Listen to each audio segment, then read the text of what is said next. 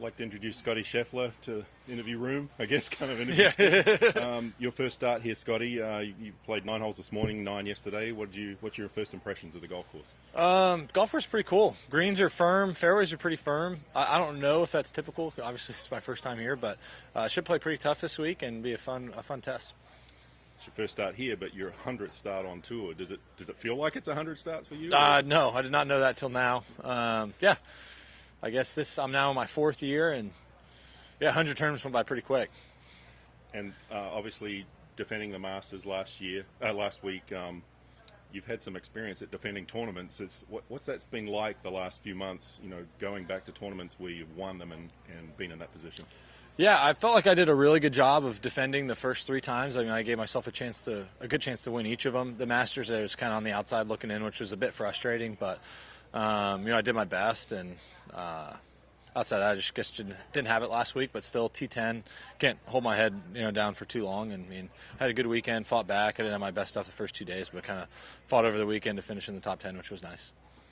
When you come to a place you've never played before, what are you looking at?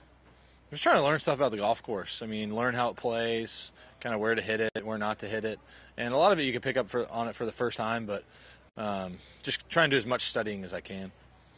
It turns a lot. You're going to hit a lot of funky shots, a lot of trees out there. Yeah, a lot of trees. Do you have a game plan right now, or are you still working? I think the golf course kind of tells you where you need to hit it here.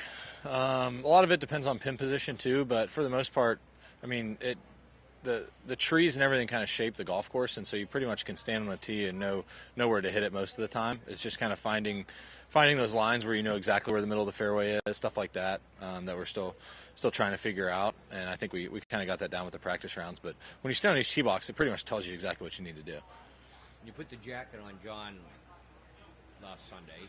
Was it bittersweet? Did you want to give it back, give him one, or did you? I mean, I definitely would imagine myself putting on the jacket at the end of the week, but I mean, John is a very deserving champion, and for me, it was a good memory for the both of us. I mean, that was obviously a very special moment in his life, and so I was glad I was able to share it with him and put the jacket on, and that was definitely a good memory. I mean, obviously, I would rather the chairman be putting the jacket on me, but at the end of the day, when you get beat, that's what's the beauty of the game of golf is you take your hat off, shake hands, and able to congratulate him. And I think I did a good job putting the jacket on. It didn't look like he struggled too much, so it's good.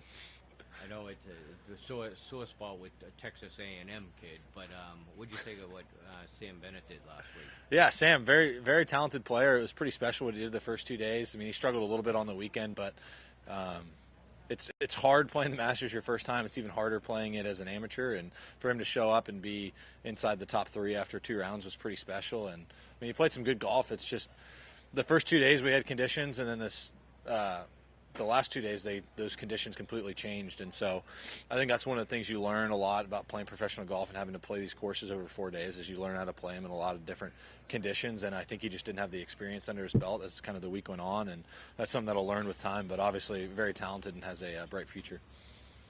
Scott, you mentioned being a little frustrated last week. When you have a week like you did on the greens and you finish T10, what does that tell you about yourself and the way that you play the game? I mean, it was just a weird week. I felt like I did a lot of stuff really bad, and I think I hit it really good the first 2 days, and outside of that, I didn't do a whole lot of stuff that I was really overly pleased with. I mean, the first round I hit it amazing, and I just did not putt good the first 2 days. It just kind of felt like a little bit of an outer body experience, and I was just proud of how I fought on the weekend. I made a lot of nice putts, and I was definitely much happy with how the weekend played out for myself. Going into the weekend maybe like T30th or something like that, and kind of fighting back and getting into the top 10 was nice.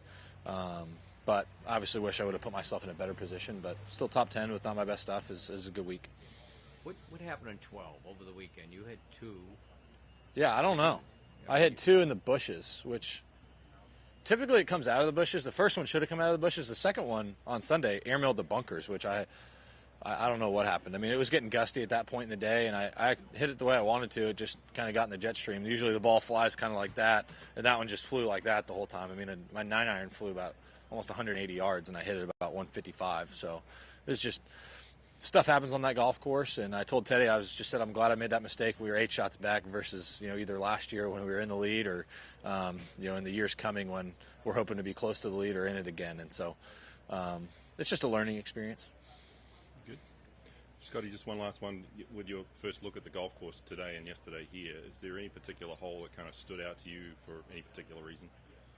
Not really. I think just the traits of the golf course stood out to me the most. The greens are really small.